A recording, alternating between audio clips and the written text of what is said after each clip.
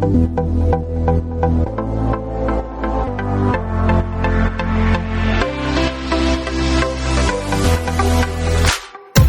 and welcome to the Soccer Brothers Podcast.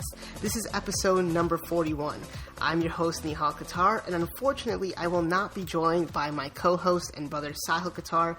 He has exams and a lot of work, so he wasn't able to join us tonight. Once he's back, we should be right back in the swing of things. He and I both thought it would be good for me to sit down and do an episode by myself, so I don't know how this is going to go. This is our first time doing the podcast with one person, so we'll see how that goes. But we apologize, as I said, for not having a podcast in the last month. I've had a lot of work. I just finished with finals, so I was very, very stressed. I was also sick for a couple of weeks, and I couldn't really talk. But May and also June are going to be very, very exciting months for the Soccer Brothers Podcast. The website is definitely going to launch finally. We have a lot of great guests lined up. Sahil and I will be going hopefully to the Euros. We have tentative plans to go to France. We'll also be in Chicago on June 7th with Dinesh, who's also been a guest on the podcast, at the U.S. men's national team match in the Copa America Centenario against Costa Rica. So if you're there, if you're going to be there, definitely let us know. Maybe we can meet up. That would be fantastic. Also, if you are new to the podcast, welcome. Thank you for listening. We do talk about a lot of different topics, including international soccer, domestic soccer from all around the world, European countries, South American countries, MLS. We tend to focus on Major League Soccer.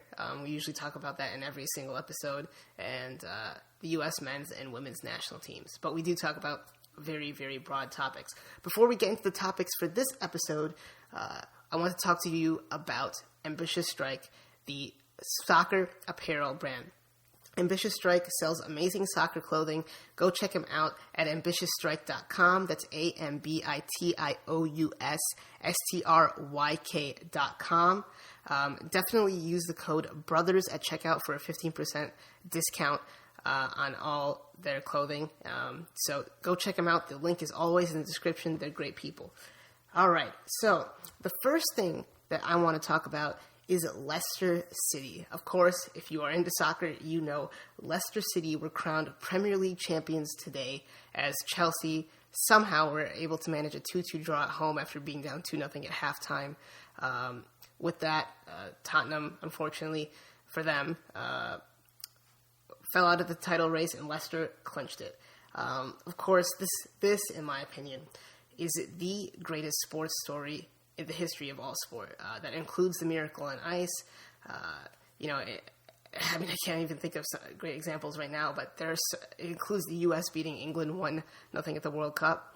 And what's so great about this story is that they were able to do it over they were able to do it over an entire season. A lot of times you have one-off games like the Miracle on Ice where the U.S. was able to defeat the Soviet Union. I think 9 out of 10 times the Soviet Union wins that game. They had to maintain their level of play over an entire season. They were just promoted last year. They won 7 of the last 9 games last year to even stay up. If they hadn't done that, they probably would be in the championship right now. They have their team costs less than some players in the Premier League, and it's their first title in the history of the club. The highest finish was second in 1929. They're only the 6th team to win in Premier League history. Remember, the Premier League started in the early 90s, so they joined Chelsea, Manchester United, Arsenal, Manchester City, and Blackburn. I think I said all of them, as the only teams to win a Premier League title. So how do they do it? Of course, they played with passion. They were, they did all of the cliche stuff. But when it comes down to it, they had a plan courtesy of Claudio Ranieri, the coach they hired actually in light of scandal in Thailand. Leicester City had scandal in Thailand, fired their manager, got rid of some players, and they hired Claudio Ranieri, who actually was fired from the Greek national team for losing to the Faroe Islands. That just adds to the story. But Claudio Ranieri had a plan, has a history of being inconsistent in his formations, trying new things, erratic or fluctuating his tactics. But this season, he had a plan, and the team executed it perfectly. They played that 4-4-2 with Jamie Vardy and Shinji Okazaki up top, playing off of each other. Jamie Vardy, of course, having a fantastic season. Right now, he's currently third in the Premier League with 22 goals. Those two up top have been great. Ulloa, who I can never pronounce his name. I apologize. He also filled in for Jamie Vardy in the last 2 weeks in light of his suspension. In light of Vardy's suspension. And they also, in the midfield, they have Conte and Drinkwater, two great players. Drinkwater called up for the English national team, Conte for the French.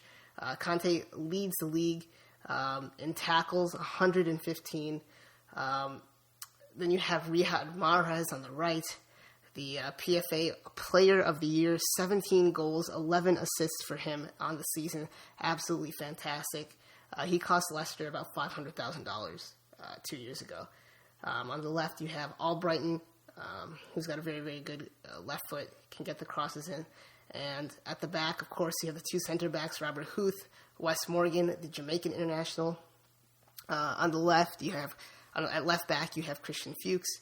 Right back, Simpson, and the goalkeeper, Kasper Schmeichel. So that team, usually those 11 players and Ulloa, as I mentioned, and recently Schlupp playing at left mid,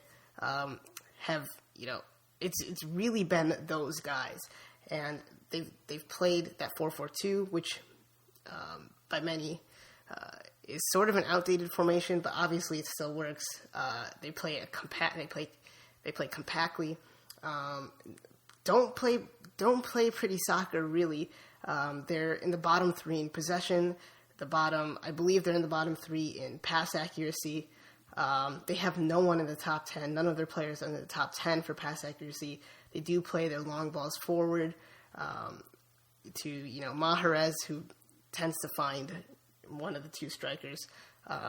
But every player has a role in the team, and they know how to execute their plan. So they were able to do that over a full season. Congratulations to them. It's just a fantastic story. You hear about the odds, 5,000 to 1, which are crazy odds. The U.S., to put that into perspective, the U.S. to beat the Soviet Union in the 1980s Olympics, those odds were 1,000 to 1. I believe the Cleveland, I don't quote me on this. I think the odds for the Cleveland Browns to win the Super Bowl next year is 200 to 1. That seems kind of low, but I might be wrong about that. I was watching NBC Sports. They were saying 5,000 to 1. The odds were the same for Christmas to be the hottest day of the year, and for Bigfoot to be found or something like that, which is, insane. No one, at the beginning of the season, I was wrong. I had them being relegated. I had them in 20th place. Sahil, to his credit, had them in 17th place, staying up. Oh, no, 18th place, actually. He did have them being relegated. It's just such an incredible story. And to do it with 2 games left, it's going to be a celebration for them next week as they host Everton. I don't think there's really, you can't say enough about how this team has done it, and they deserve it. They, as I said, they executed a plan. They deserve to win the league. Also, I think it's important to talk about Tottenham Hotspur, who finished second in the league. Unfortunately, they won't win the league this year. And I really do want to stress that this team, Tottenham did not lose the league. I don't think they were ever even in first place. This is all credit to Leicester, and Tottenham, no one saw them being in second place either. So to act like they lost the league tonight, how for some reason they are, the onus was on them to win the league, is absolutely ridiculous. Leicester City won the league. They deserve to win the league. Tottenham deserve to be where they are. They didn't bottle anything. Mauricio Pochettino, their manager, is incredible. He's done incredible things for them. They have some great players, and Dele Alli, the PFA Young Player of the Year, of course, Harry Kane, Their defense of Toby Alderweireld and Jan Vertonghen, and Danny Rose and Kyle Walker. All their players, really. Eric Dyer, Christian Eriksen, who's actually second in the league in assists with 13. Harry Kane, as I said, first in the league in goals with 25 this year. They have a foundation, and I really think they're going to be one of the great teams for years to come if they can hold on to Pochettino and if they can hold on to their players. That's really all I wanted to talk about Leicester. It's just such an incredible story. It's something we have to talk about. I have to talk about 22 games won this year, 11 drawn, only 3 lost, 77 points. They haven't lost since February 14th, since Valentine's Day. Jamie Vardy has been incredible. He scored in 11 straight games, breaking Ruven Nistelrooy's record. It's really, really a fairy tale season. It'll be interesting to see how they do next year and how they cope with the Champions League. And speaking of odds, their odds to win the Champions League are actually 80-1. So much higher odds this year. Much higher odds this year to win the Champions League. To be honest, I don't see them repeating. I really don't. But, it's possible. It's possible if they can stick to the plan, if they can stay healthy, if they can balance the Champions League with league play. It's definitely possible. But no matter what happens to them next year or in the future, this is a season that everyone will remember. And as I said at the beginning, in my opinion, the greatest triumph, the greatest story in sports history, the greatest Cinderella story. It's absolutely incredible.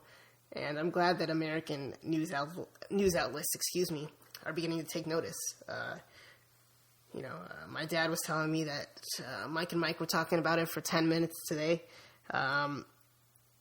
It's just an incredible story. I don't know how many times I can repeat myself. And one more time, I'm going to repeat myself. As I said, over a full season, they did it over a full season, which is what makes this such an unprecedented feat and such an incredible story. All right.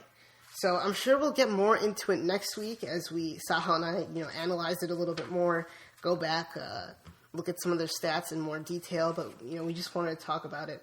Another thing I forgot to mention is, Jamie Vardy was playing non-league soccer 4 years ago with Fleetwood Town. And now he's number 3 in the Premier League scoring charts. All right. So, moving over to international soccer, that's the next thing I wanted to talk about. Jurgen Klinsmann released his 40-man preliminary roster for the 2016 Copa America Centenario. And remember, this roster will be reduced to 23 right before the Copa America starts. The U.S., they'll meet on May 16th. And the first match in the Copa America is on June 3rd, They do have a couple of friendlies right beforehand. Their first friendly is against Puerto Rico. That'll be an interesting one. Going more into the roster, some pretty usual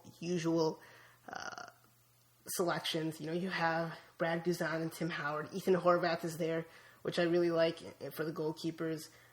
You have a good mix of youngsters and veterans in defense. Eric Lehigh actually got called up, which is exciting. Going to the midfield, no one really surprising there. Maybe you can make a case for Perry Kitchen being surprising. The usuals, Fabian Johnson, Ale Bedoya, Michael Bradley, Mixed-Iskru, they're all there. Forwards, you have Ethan Finley listed as a forward, which is interesting. You also have Jordan Morris, Christian Pulisic listed as a forward, also very interesting.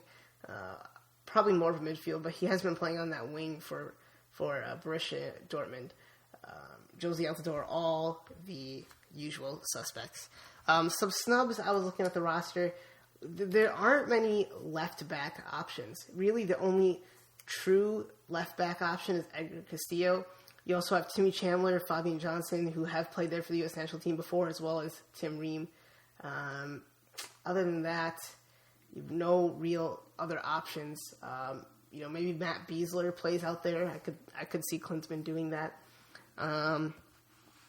You look at the pool. We're not very deep at left back, but you have to say Jorge Villafana has been playing extremely well in Liga MX, and he's been playing consistently.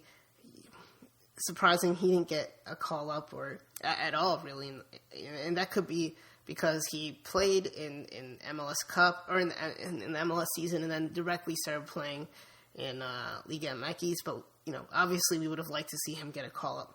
Breck Shea, the other left back option. Unfortunately, he's been playing decently well for Orlando City. I really do think that Villafana and Casilla are better options. But Shea would have been another left-footed player who's playing left back that could have been on the roster and that many predicted to be on the roster.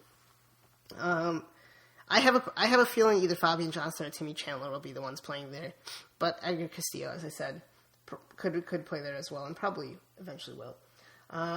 Then you have, you go to the midfields, some snubs in my opinion. Sebastian Lletget playing fantastically well for LA in the last year. Would love to see him get a call up. Hopefully he continues to play well and gets a call up in January or in the fall. Benny Feilhaber, who won't get called up because he burned a lot of British. Will Trapp, interestingly enough, you would think he would have gotten a call up, especially since the U.S. under-23s are not going to be competing in the Olympics this summer. Forwards, don't really see anyone missing there. Maybe Fafa Picot, who has been scoring in the Bundesliga too. Other than that, I don't really see anyone missing there. So the roster, you can check it out. I'm not going to list all 40 names. It'll be interesting to see some players I'm excited to see are John Brooks. He's had an amazing season with Hertha Berlin. Hope maybe Ethan Horvath. Christian Pulisic, of course, Christian Pulisic, as he prefers to be called. We haven't had a podcast since he scored his first and second goals.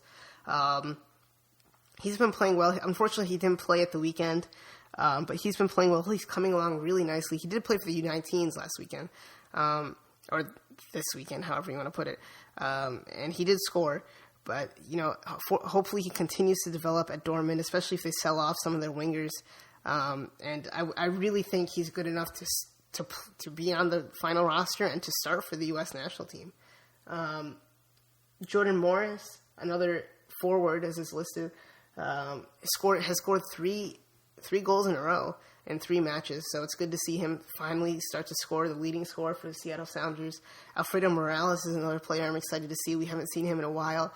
He's playing well for Ingolstadt in the Bundesliga. Scored a goal last week.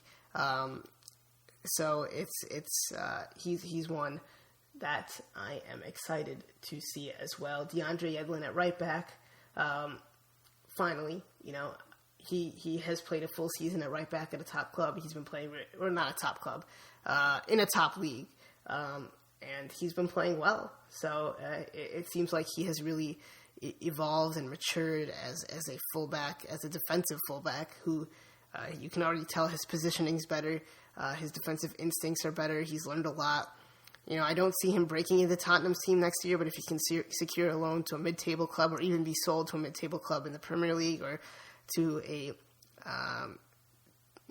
still a mid-table club in the Serie A or Bundesliga, I think that would be very, very good.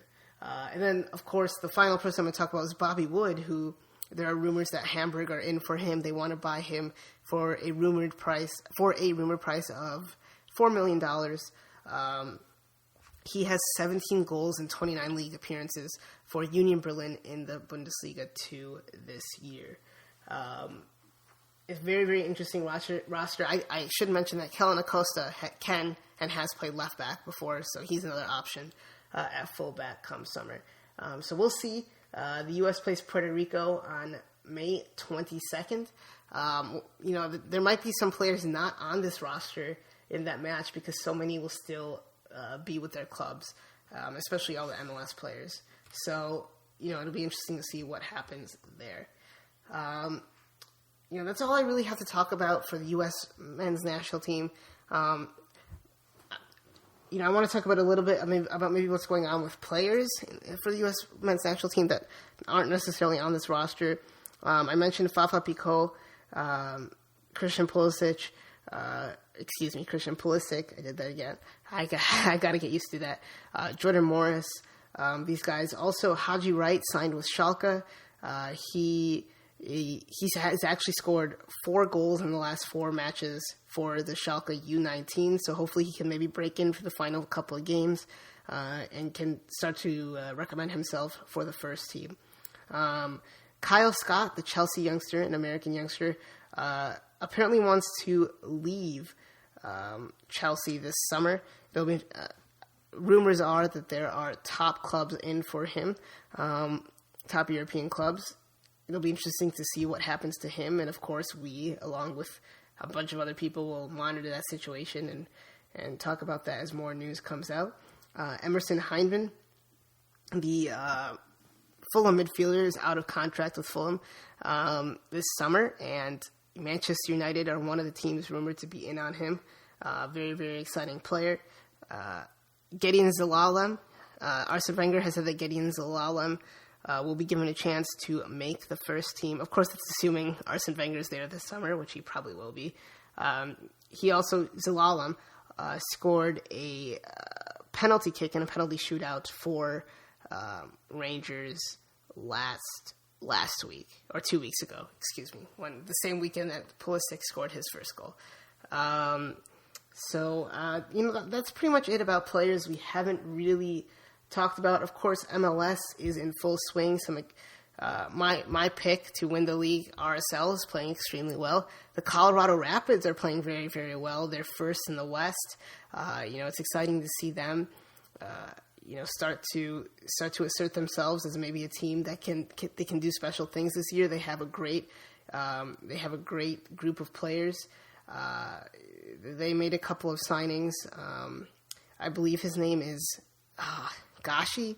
I'm sorry if I'm incorrect, but he was one of the leading scorers in the Swedish league for Basel last year. So it's they have some good players. They of course have Jermaine Jones and Tim Howard coming to the club. So it's going to be an exciting summer for them. Hopefully they can sustain the results. And also this past weekend was just one of the most exciting weekends of soccer I have ever watched. The LA Galaxy are backed into full steam without Robbie Keane, who's out injured. Gio Dos Santos has had an amazing couple of weeks, continues to score goals. Gyasi Zardes has been assisting, had a great assist to Dos Santos against SKC yesterday, had a great goal last week. He's playing well. Emmanuel Boateng seems to have been a good signing. So things are really clicking for them too. Columbus continues to not be great. As Seattle starting to pick it up at the bottom of the table there. But as I said, Columbus not so great. Hopefully they can pick it up for my own selfish interest, because I am a Columbus Crew fan. Other than that, it's been a very, very exciting season, and there's not a lot of space between the teams. I know it's early, but there's really not a lot of space between these teams. And yeah, it is Gashi. Gashi has actually been playing in the midfield. Sorry, going back to my comments about Colorado Rapids. There isn't really a lot between the teams right now. And it's just, I'm so excited to see what happens. You look at the Eastern Conference, the Revolution, the Red Bulls, and the Crew, as it stands, are not in the playoffs right now. Of course, all those teams are separated within 1 point from the playoffs, but still, it's exciting. And on the West, Portland, Vancouver, Seattle, and Houston aren't in the playoffs. So it's going to be interesting to see how it all plays out. I don't think anyone predicted Colorado to be leading the Supporters' Shield race this early. they weren't predicting Colorado to lead the Supporters Shield race at all, but they are. And I'm still sticking with Real Salt Lake as my pick. And once Sahil comes back, we'll start discussing MLS more in depth. We'll start going back to our power rankings. Also with the U.S. men's national team players, we'll bring my top 5 abroad back. But guys, I think that's going to be it for this episode of the Soccer Brothers podcast. I know it's short. I know it was only me. It probably wasn't extremely exciting to hear me ramble for the last 25 minutes, but we really did want to get an episode out because we wanted to talk about some of the things, at least I'm thinking, and maybe we can elaborate more in the weeks to come. We also wanted to relay some information to you guys that we've been busy. We apologize. We've also been sick. Things have been a little bit crazy, so we apologize for not having an episode. As I said at the beginning, thank you guys for all your support. Before I leave, I got to tell you once again about Ambitious Strike. They are a fantastic soccer apparel brand. Go check them out. Use the code BROTHERS at checkout for a 15% off discount. That's AMBITIOUSSTRYK.com. Go check out their website. The link is in the description. Also, we do have a Twitter for the podcast, also on Instagram by the same handle at SoccerBrothersPod. We have a Facebook page. If you're listening to us on SoundCloud, we're on iTunes, and we will be on Google Play. So you can find us there. Sahil has a Twitter. His link will be in the description. My Twitter will also be in the description. But just keep on listening. Look out for more podcasts. We will be having, like I said, we'll get back into the swing of things. We'll have more regular podcasts. May is going to be a very, very exciting month, you guys. I can't wait. This summer is going to be crazy with MLS and with the Copa America Centenario. We'll also probably be covering the Olympics and the Euros. So it's going to be a crazy, crazy summer, and we cannot wait to get started. As I said, I am Nihal Qatar. Thank you guys for listening. We'll see you guys next time on episode 42 of the Soccer Brothers Podcast.